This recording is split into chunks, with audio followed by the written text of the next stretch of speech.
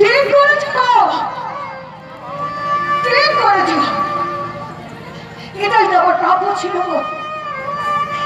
40 বছরের বিনা পয়সায় কাজের নাসে কি উপহার, কি অসাধারণ পুরস্কার, কি অসাধারণ পুরস্কার। ঠিক করেছ, তুমি ঠিক করেছ। আমি তো দিদি ভুল করেছিলাম গো, আমি তো ভুল করে এসেছি গো। কখনো না, আর কোনোদিন আমি তোমার বাড়িতে আসবো না। আমি চলে যাচ্ছি, আমি চলে যাচ্ছি। আর কোনোদিন তোমার বাড়িতে আমি আসবো না।